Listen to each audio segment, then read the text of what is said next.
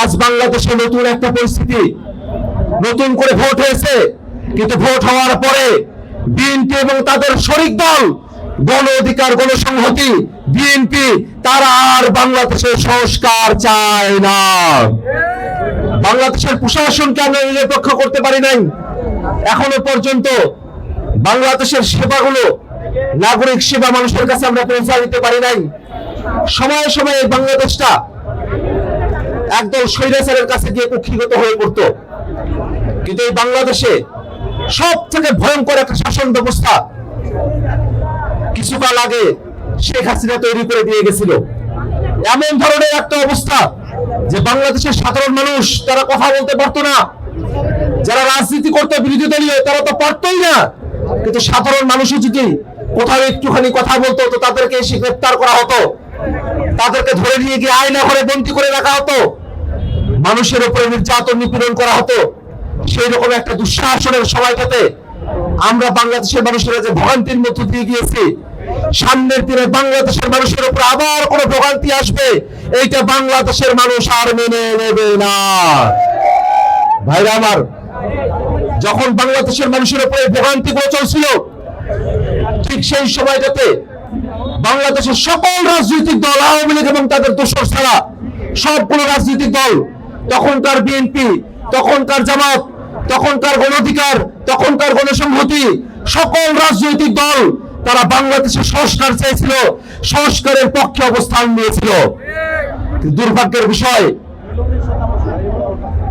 আজ বাংলাদেশে নতুন একটা পরিস্থিতি, নতুন করে ভোট হয়েছে, কিন্তু ভোট হওয়ার পরে বিএনপি এবং তাদের শরিক দল গণ অধিকার গণসংহতি বিএনপি তারা আর বাংলাদেশের সংস্কার চায় না।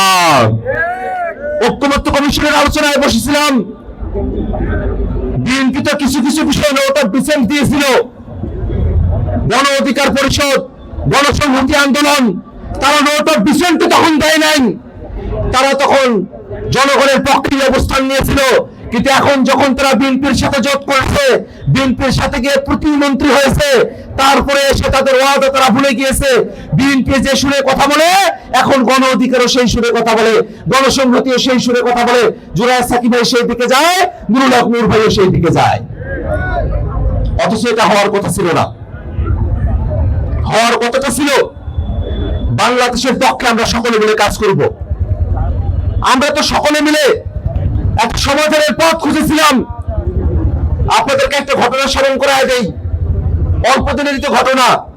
এই বাংলাদেশে 24 অভ্যুত্থানের পরে জাতীয় নাগরিক কমিটি হয়েছিল, বৈষম্যবিরোধী ছাত্র আন্দোলনের কমিটিগুলো ছিল।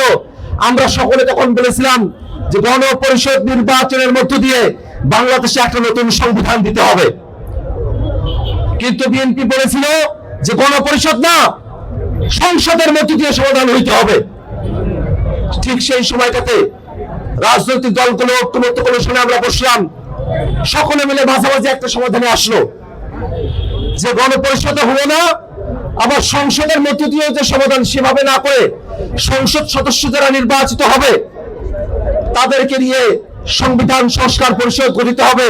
সেই সংবিধান সংস্কার পরিষদের একটা গাঠনিক ক্ষমতা থাকবে, নতুন করে সংবিধানের ভিত্তিমূল রচনার একটা ক্ষমতা থাকবে, এবং আমরা যা কিছু সিদ্ধান্ত গ্রহণ করেছি গণভোটে যা কিছু পাশ হয়ে আসবে সংবিধান সংস্কার পরিষদের মধ্য দিয়ে সেগুলোকে কার্যকর করা হবে। কিন্তু দুর্ভাগ্যের বিষয়, এখন তারা আর সংবিধান সংস্কার পরিষদ মানে না, তারা এখন আর গণভোট মানে না। অথচ বাংলাদেশের 70% জনগণ তারা গণভোটে হ্যাঁ এর পক্ষে অবস্থান নিয়েছিল। গণভোট এখন আর জনগণের আকাঙ্ক্ষার বিষয় না। গণভোট বাংলাদেশে উৎসবে পরিণত হয়েছিল। গণভোটের মধ্য দিয়ে বাংলাদেশে একটা সিদ্ধান্ত এসেছে, গণভোটের সিদ্ধান্ত না মানা হলো জনগণের সিদ্ধান্তকে অমান্য করা। জনগণের সিদ্ধান্তকে অমান্য করে বাংলাদেশে কেউ জনগণের পক্ষে থাকতে পারে নাই। অতএব আমরা বিএনপি সরকারকে বলবো, যদি বলেন আপনারা জনগণের পক্ষে আছেন, তাহলে জনগণের দেওয়া গণভোটের রায় সেটা আপনাদেরকে বাস্তবায়ন করতে হবে। ভাইরা আমার, এই বাংলাদেশ রাষ্ট্রটা আমরা নতুন করে গড়ার স্বপ্ন দেখছিলাম। দুর্ভাগ্যের বিষয়, হাসিনার সময় তো হাসিনা ইলেকশনই দিতে চাইতো না, ইলেকশনের নামে দামি ইলেকশন করতো। ইলেকশনের নামে মানুষের ভোটাধিকার হরণ করত, পাতানো নির্বাচন করত। কিন্তু এখন আরো একটা মহামারী চেপে বসেছে।